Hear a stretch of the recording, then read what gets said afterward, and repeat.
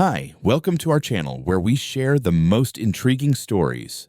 When I returned to Whispering Trails after 20 years, I expected silence and memories. Instead, I found a forged signature, a stolen legacy, and an HOA president willing to commit fraud to claim my dead grandfather's land. They thought I'd walk away. They were dead wrong. I hadn't set foot in Whispering Trails for over 20 years, not since the summer I left for college with 2 suitcases and a chip on my shoulder big enough to knock out a bear. My grandfather, Frank Lawrence, stayed behind in that stubborn old cabin at the edge of town, a 6-acre patch of land with a hand-built hunting lodge, a cold mountain creek, and a pine forest so dense it swallowed sunlight by noon. He used to call it God's last favor to Colorado, and I believed him. Frank passed in March. Heart gave out while he was splitting logs. Knowing him, he probably swore at the tree before he fell. I inherited the property outright. No contest. The will was notarized, clear, and old-school legal. As Frank would say, the kind they can't poke holes in unless they got a goddamn chainsaw. I had the deed, the surveys, and the paperwork to prove it.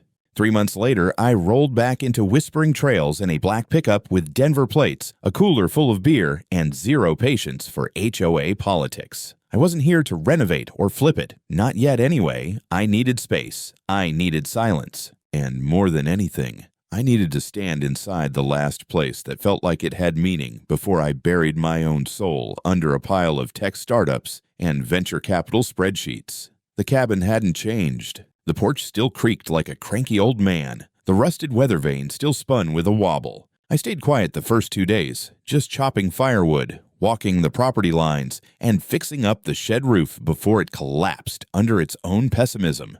The neighbors kept their distance. A few cautious waves, one guy on a mountain bike who slowed down, maybe wondering if I was a squatter or just another Californian who'd bought land sight unseen.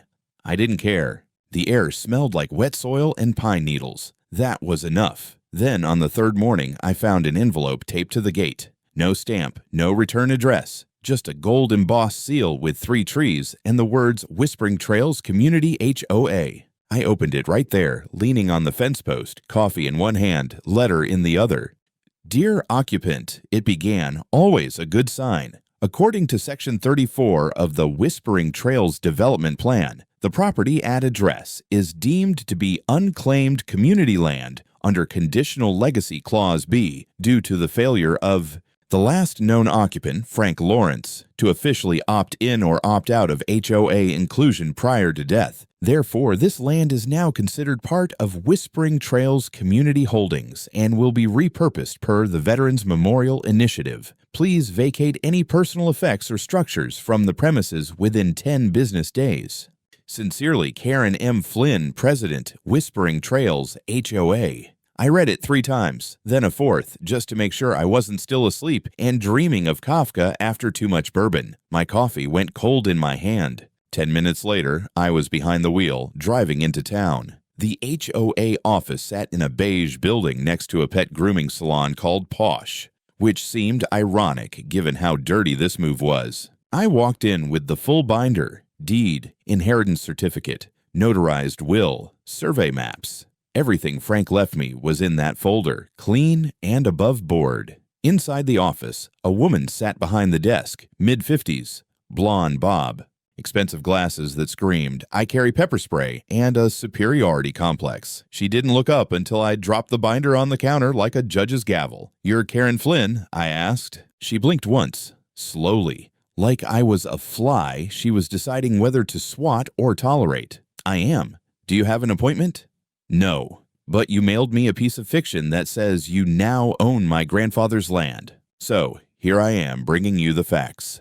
I opened the binder, laid out the documents like cards in a poker hand. Deed, will, county tax assessments, topographical boundary maps. Karen glanced at them like they were expired coupons. "I'm sorry," she said flatly. "These aren't valid." I stared at her. "Come again." "They're not official under HOA standards. That property was included in the revised community plan, and since there was no formal opposition filed before Mr. Lawrence's passing, the parcel defaulted to community legacy status." I laughed. Not a polite laugh. the kind of laugh that gets you thrown out of fundraisers. Lady, this land was never part of your HOA. Frank Lawrence specifically refused to join it. He called it, and I quote, a bunch of lawn-obsessed fascists who think mailbox color is more important than liberty. Her jaw twitched. If you persist in occupying community property, I'll have to escalate this. Oh, please do, I said. Escalate your way through the state registry, the county land office, and the goddamn ghost of my grandfather. That's when she picked up the phone, pressed one button, spoke 3 words into the receiver. I need police. I stood there, stunned, as she looked at me like a criminal. Within 15 minutes, a deputy sheriff pulled into the lot. To his credit, he was calm, young, and clearly aware that this was HOA drama and not a hostage situation. I handed him the paperwork. He flipped through it, sighed, and asked if I could wait outside while they sorted things out. I waited. Eventually, the deputy came back out and returned my documents. This looks legit, he said. But they're going to contest it. I'd recommend getting a lawyer. Why? I asked. Because this woman, he said, nodding toward the building, has filed 3 similar complaints in the last year. 2 of them ended up in civil court. I looked back at the HOA office. Karen stood in the window, arms folded, mouth tight, like she'd just sucked on a lemon dipped in battery acid. I nodded. Then I guess it's war. The lawyer I hired came recommended by a friend who handled big energy contracts in Denver. His name was Ellis Tang. Late 30s, quiet as a monk, always looked like he was 3 chess moves ahead of you. I liked that. He didn't do small talk. He did documents. Within 48 hours of meeting, Ellis had already pulled every public record on Whispering Trails HOA, including the updated community development plan that Karen so proudly referenced when calling the cops on me. What we found made my jaw clench. Apparently, 2 years ago, the HOA filed an amendment with the County Planning Board proposing an expanded legacy perimeter for the purpose of preserving open space for future communal development. That's bureaucratic speak, for we're grabbing land that isn't ours and hoping nobody notices. Guess whose property line was suddenly redrawn to fit inside that magical perimeter? Ellis narrowed his eyes as he flipped through the scanned PDF of the plan. This is sloppy, amateur even. But they submitted it, and no one opposed it at the time. Because no one told us, I said. Right, he replied. Which means it technically got approved. I sat there, staring at the words Veterans Community Center Initiative, the supposed plan for my grandfather's land, as if reading them long enough would make them disappear. Below that, in small print, was a line that said grant funding anticipated via federal HUD and state rural revitalization program. They used Frank's death as a trigger, I muttered. They waited. Ellis nodded slowly. This wasn't spontaneous. It was prepared. The next 2 weeks were a bureaucratic nightmare dipped in acid. Ellis filed formal objections to the development plan, filed cease and desist letters, and contacted the county assessor's office to challenge the redrawn boundaries. But the wheels of local government moved like a constipated elephant, slow, painful, and completely indifferent to common sense. Meanwhile, Karen wasn't slowing down.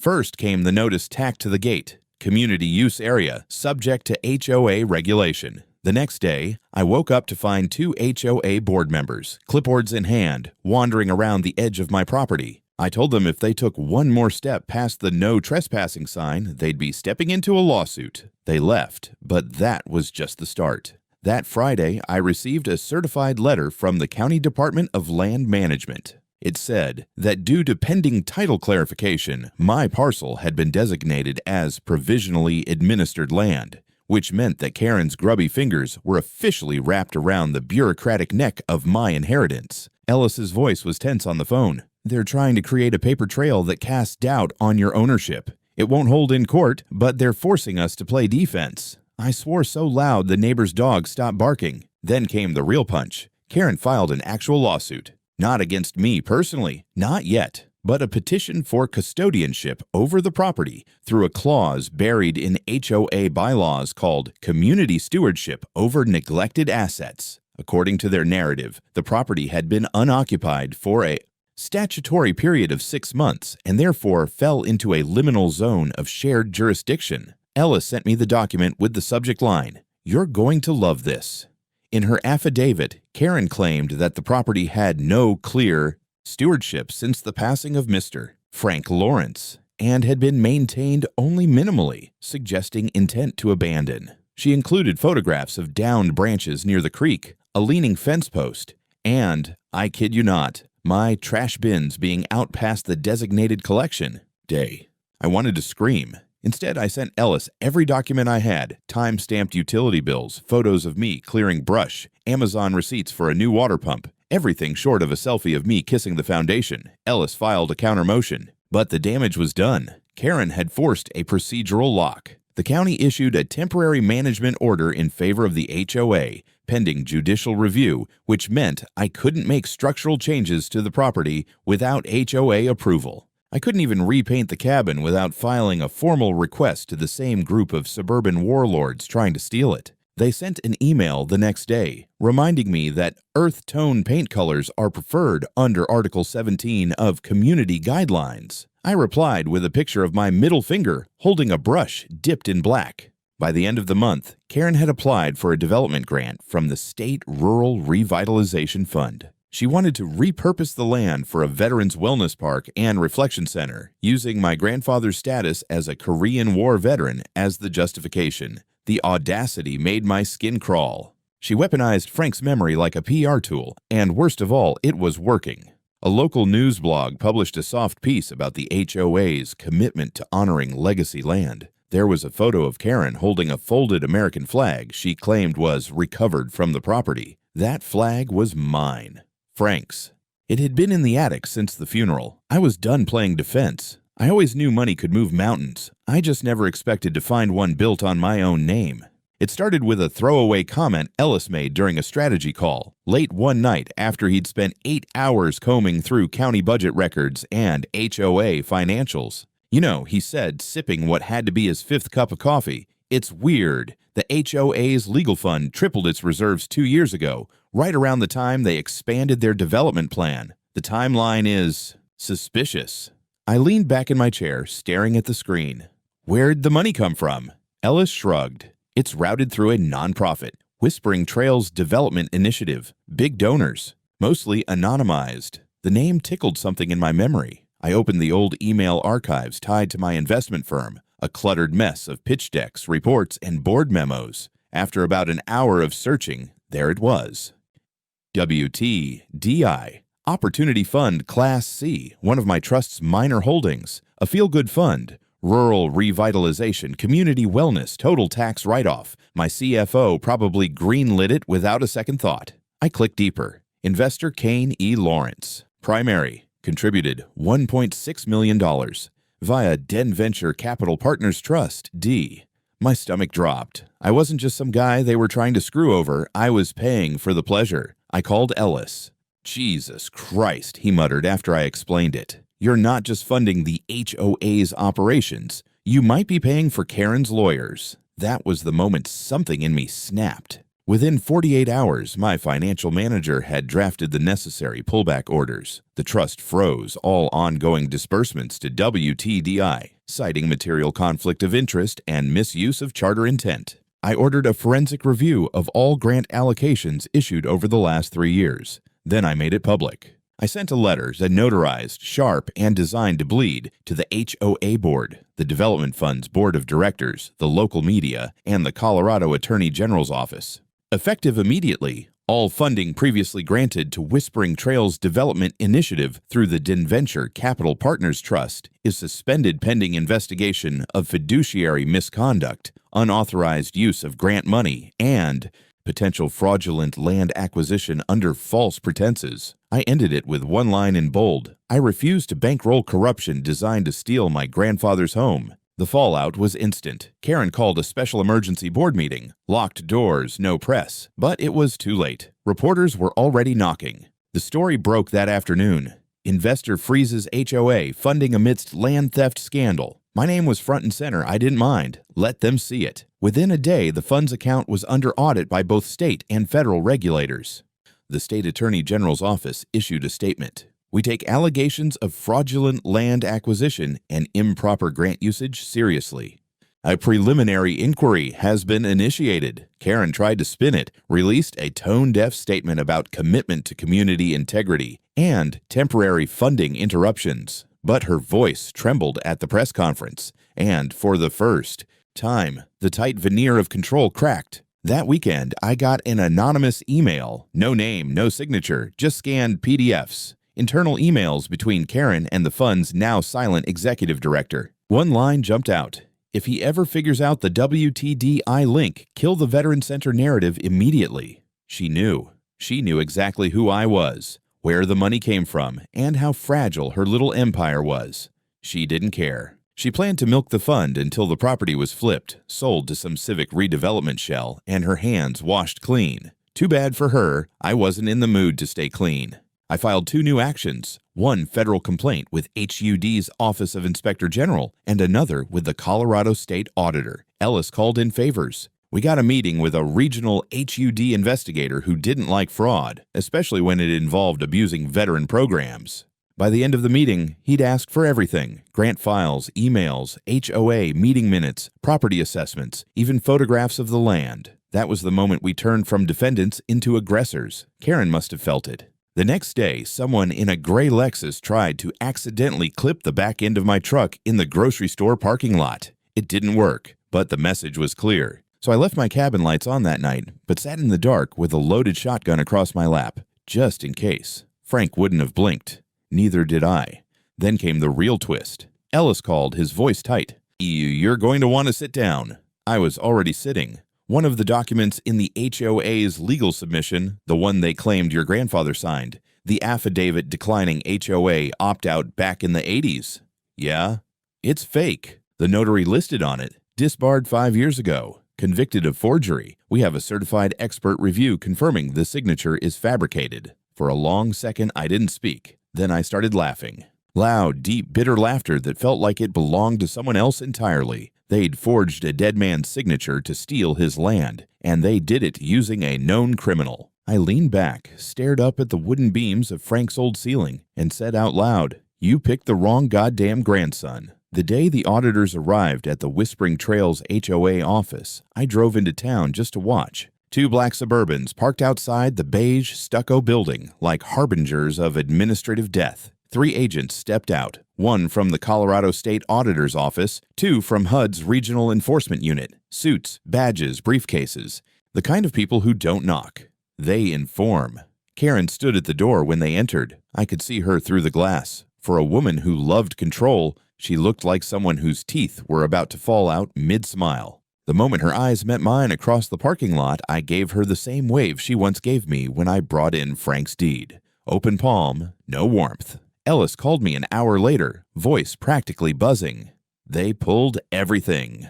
Hard drives, physical files, financials, even the minutes from board meetings. This is not a courtesy audit. This is a forensic hit. By the end of the day, Karen's email access was suspended. The HOA's bank accounts were frozen pending inquiry, and 2 board members resigned, one citing medical burnout, the other fleeing to Arizona with his RV, and 2 Chihuahuas. The whispers started before sunset. The local HOA Facebook group, previously dominated by garden club updates and passive-aggressive posts about trash bins, exploded with speculation. Someone uploaded a spreadsheet showing unexplained withdrawals from the HOA Improvement Fund totaling over $300,000 across 4 years. A different user posted a photo of Karen's remodeled kitchen, conveniently finished the same month the HOA paid for a community culinary wellness space feasibility study. The grift wasn't clever, it was comfortable. Like she'd gotten away with it so long, she stopped bothering to cover the tracks. The next morning, a reporter from the Chaffee County Ledger called me for a statement. I gave them a short quote. They didn't just try to steal my land. They tried to rewrite reality on the county's dime. 2 days later, the dam broke. The Denver Sentinel ran a headline that stretched across the top of the paper in bold red letters. Veterans' legacy used in HOA land fraud scheme. Millions in grants under review. The story included internal HOA memos, copies of grant applications, bearing falsified community support letters, and an interview with a former Whispering Trails treasurer, a frail, terrified man named Richard Hines, who hadn't spoken publicly in over a year. He told the reporter he'd been pressured into signing blank checks, and when he asked too many questions about the Veteran Reflection Center, Karen threatened to accuse him of embezzlement. He showed up at my cabin 2 days later, hat in hand, shaking like a kicked dog. I didn't know what she was doing at first, he told me, voice hoarse. Then I saw the checks going to her daughter's college fund. And the landscaping company, they never showed up. She told me to shut up and sign. I brought him inside, made coffee, and took his sworn statement. Ellis filed it with the court before the sun went down. More came forward after that. A woman in her 60s who'd been evicted from her home 3 years prior after her husband died, her name scrubbed from the deed after the HOA claimed delinquent fees she never owed. A young couple whose backlot mysteriously became public green space overnight. A man who lost a shed and workshop when Karen claimed it violated architectural congruency and called in county code enforcement. Each story echoed the same pattern: isolation, legal overwhelm, and compliance under pressure. I began to feel it like a bruise beneath the skin. This wasn't just about me or Frank. This was systemic. Karen had created a structure that fed on confusion and fear, and real people, had lost homes because of it. Hood's investigative team made it official. A public memorandum cited probable cause for criminal misconduct, including misappropriation of federal grant funds, fraudulent land acquisitions, and falsification of administrative documents. The Office of the Inspector General opened a parallel inquiry.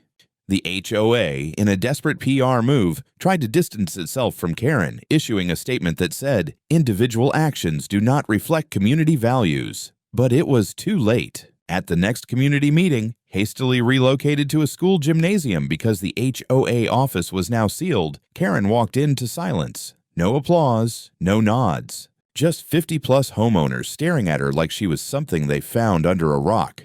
She still tried, claimed the accusations were exaggerated, the audits were political, the documents misunderstood. Then Richard Hines stood up. "She stole everything," he said, voice stronger this time, "and you let her." Karen froze, just for a second, then turned and left. She didn't show her face for another week. Ellis and I filed a civil claim for restitution totaling over $600,000, representing both property damages and punitive damages. We attached it to a class action suit, co-signed by 4 other residents. That was the first time I saw Ellis actually smile. "Now," he said, "we don't just take her down. We burn the fucking house she built. Court smells like dust, old coffee, and quiet judgment." I sat there in a press suit that didn't quite fit right, watching Karen Flynn walk into the courtroom like it was a beauty pageant and she'd already been crowned. Her lawyer, some sharp-jawed, smug type in a pinstripe suit, looked equally confident, flashing a rehearsed smile at the press. She didn't look scared. She looked offended. The trial was fast-tracked.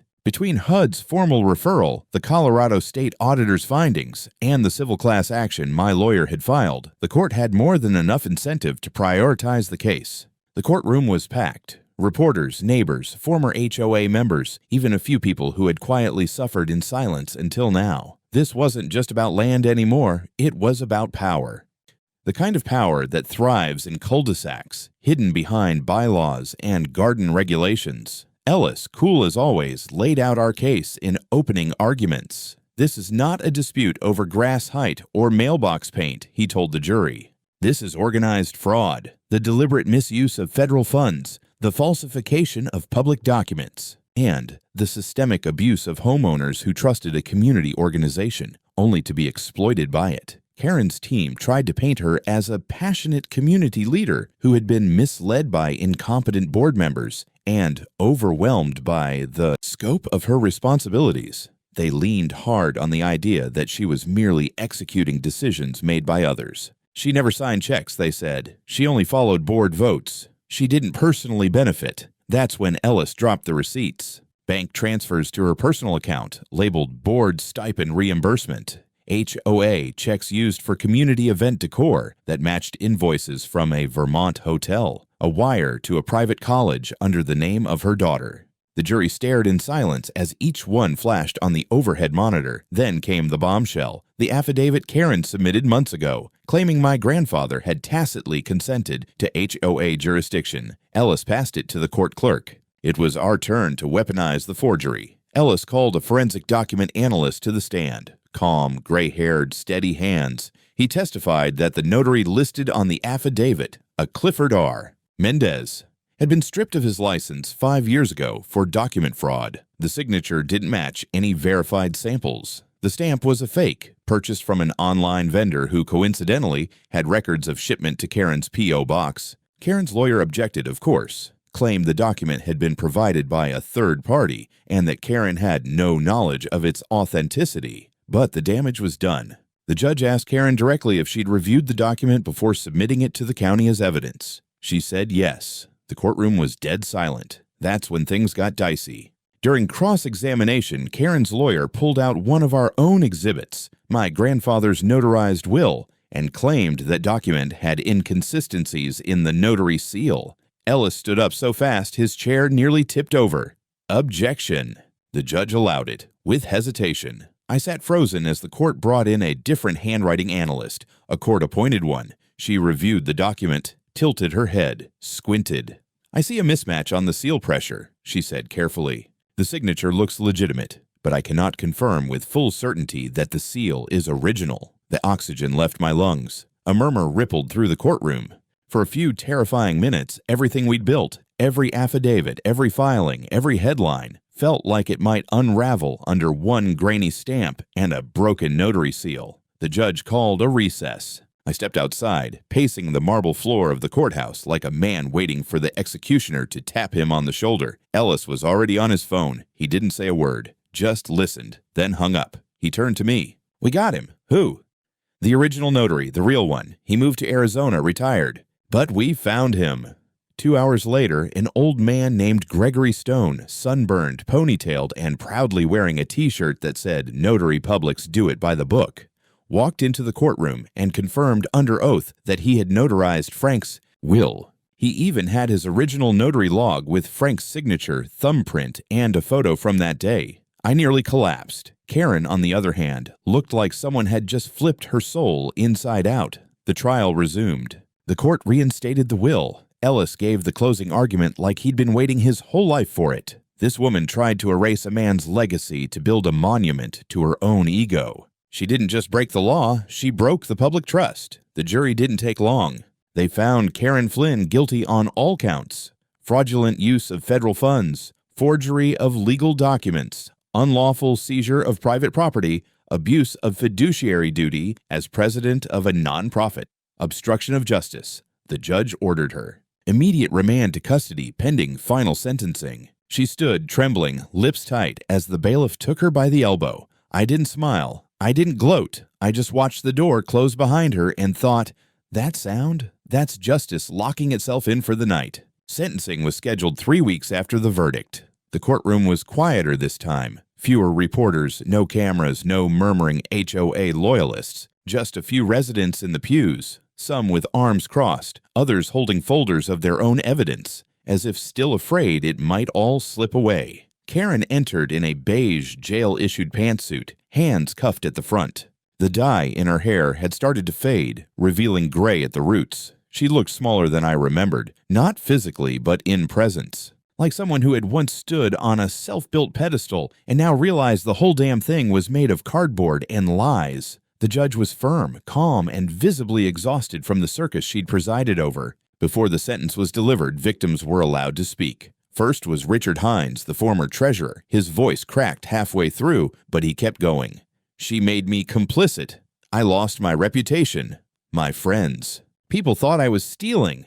I didn't know how to fight back." Then came Mrs. Delaney, the widow who'd been forced out of her home after her husband died. She held up the notice the HOA had nailed to her door. Her hands shook. "I still have nightmares," she said. "They told me if I didn't leave, I'd be fined $500 a day. I couldn't afford to stay. I left behind 40 years of life. I was the last." I walked to the podium, looked at Karen, and then turned to the judge. "My grandfather wasn't a rich man," I said, "but he had something worth more than money: his land, his principles, his refusal to be bullied. He spent decades keeping this community safe and quiet and sane, and this woman tried to steal his legacy for a grant application. She turned patriotism into PR. She made a business out of fraud and abuse. I don't want vengeance. I want assurance that people like her never do this to anyone else again." The judge nodded once and opened the folder in front of her. "Karen Elizabeth Flynn," she began, "you were entrusted with power by your community. You used that power to enrich yourself, to deceive government agencies, and to forcibly remove citizens from their homes. Your actions were not negligent. They were calculated, sustained, and self-serving. Then came the numbers. 12 years of federal imprisonment, no parole before year 7. Restitution of $1.2 million in fraudulently obtained grant funds. Additional fines totaling $400,000 for civil damages. Personal liability for punitive damages in the civil suit. An additional $600,000 split among 5 named plaintiffs. Ban from serving in any fiduciary, nonprofit, or HOA-related role for life. The courtroom didn't cheer. This wasn't a movie, but I swear I heard someone quietly whisper, "Finally." Karen didn't cry. She didn't apologize. She just stared ahead, stone-faced, as the bailiff took her by the arm and led her out the back. But the hammer hadn't fallen alone. 2 HOA board members were indicted on misdemeanor charges for negligent misappropriation of funds and received suspended sentences, along with community service and full removal from office. The HOA as a legal entity was dissolved by court order. Its assets, including 2 checking accounts, a building lease, and a fleet of rented maintenance equipment, were liquidated and distributed toward restitution. Then came the final ruling on my land. The court declared the 6-acre property and all structures upon it exempt from any past, present, or future jurisdiction of any HOA, citing both the original deed and the fraudulent schemes attempted against it. A new entry was placed in the county registry. Private estate, protected title class, no administrative liens permitted. It felt like winning back more than property. It felt like restoring something that was stolen long before Karen ever saw a dollar. Ellis met me outside the courthouse, smiling the way a man does after surviving a war he didn't want to fight. "Congratulations," he said, handing me the final docket. I looked at the paper, my name, my grandfather's land, one clean line that said ownership verified, title clear. We shook hands.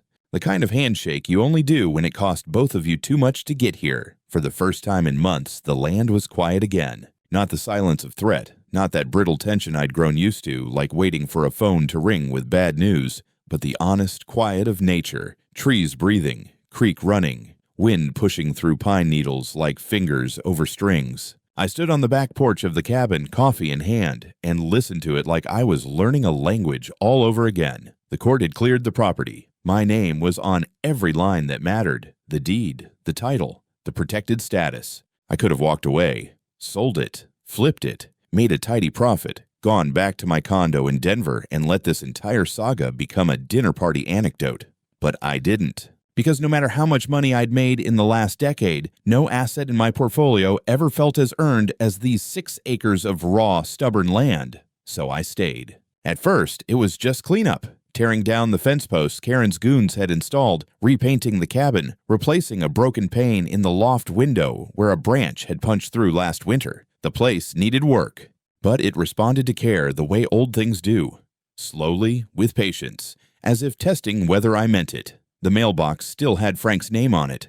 I left it that way. The neighbors started coming back around. At first, cautiously, a wave here, a nod there, then longer conversations. Some offered help, others just wanted to apologize. Apparently, Karen's grip had been tighter than anyone realized. She ruled not with law, but with implied consequence. Fines that never got documented, violations that weren't real, and gossip weaponized with surgical precision.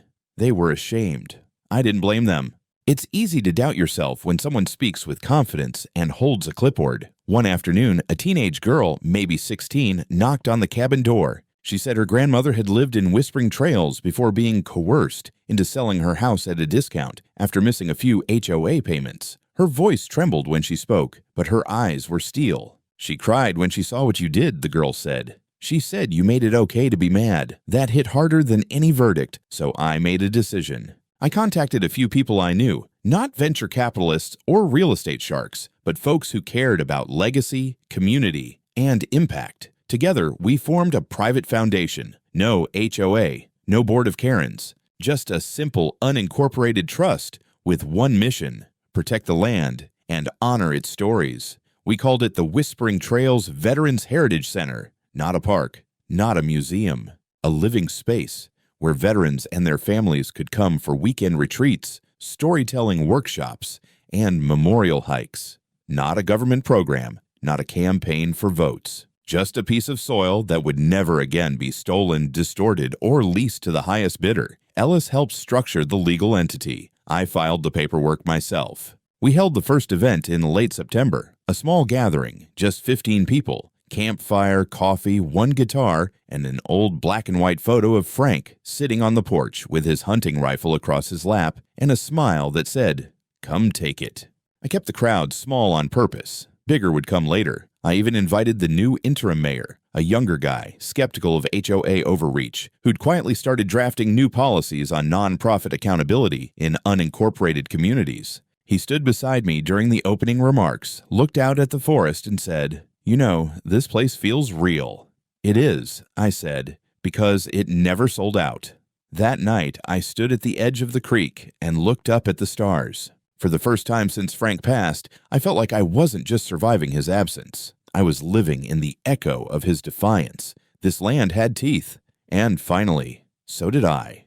Winter came early that year. By mid-October, the first snow dusted the trees like powdered sugar. The creek slowed under a skin of ice. Deer left tracks across the driveway. I installed a new wood stove inside the cabin. The old one had too many rusted seams, and for the first time since this all began, I slept a full night without waking at the sound of tires crunching gravel. The last of the lawsuits closed in November. Karen Flynn was transferred to a federal facility in Kansas, where she would serve 12 years without parole. The HOA board, stripped of all assets, no longer legally existed. The county clerk's office updated property records to mark Whispering Trails HOA as dissolved by court order. Their website vanished, their hotline disconnected. Whispering Trails didn't fall apart. It woke up. By Christmas, the neighborhood looked different, warmer. Lawn signs for community listening sessions popped up. People who hadn't spoken to each other in years were standing on porches, sharing coffee. Someone started a newsletter, just printed pages stapled to mailboxes with duct tape, called No More Karens. It was half jokes, half neighborhood watch updates, and everyone read it. I still kept my distance. Not out of resentment, just preservation. I'd fought my war. Now the town had to figure out who it wanted to be without tyrants in polo shirts telling them what shade of beige their house could be. Ellis called in early December to say the last payment had cleared. Restitution from Karen's liquidated assets. My portion, $250,000. I used most of it to build an extension on the cabin, a workshop and meeting room with wide cedar beams and a flagstone floor. Above the door, I hung a sign hand-carved from one of Frank's fallen trees. "This land is free. We don't do Karens here." The dedication ceremony was quiet. Just me, a few vets, and Richard Hines, the ex-treasurer, now volunteering at the Heritage Center. We burned the last copy of the HOA bylaws in the campfire. Watched the paper curl and blacken. I said a few words. Nothing fancy, just what Frank would have said. They can take the money. They can take the job titles. But they don't get the soul. After that, I walked down to the old creek, where the water barely moved under the frost. A place where my grandfather once fished with me, where we buried a dog named Rusty. Where I first learned what it meant to stand your ground. I reached into my coat and pulled out the small wooden box that held Frank's medals, Bronze Star, Purple Heart, a patch from his old infantry division. I set them gently on a rock by the water, not to leave them, just to remember. It wasn't about revenge anymore. It wasn't about courtrooms or signatures or headlines. It was about drawing a line no one else would dare cross again, not with fake authority, not with forged paperwork. Not with a smile that says, "I know better," when they don't. That night, I poured a glass of bourbon, stepped out onto the porch, and looked at the land that almost wasn't mine. It was quiet, but not empty. And when a journalist called from a streaming service 2 weeks later, said they wanted to make a docudrama about the HOA scandal, asked if I'd sell the rights, I just laughed and told him, "Only if you make me look hotter than I am."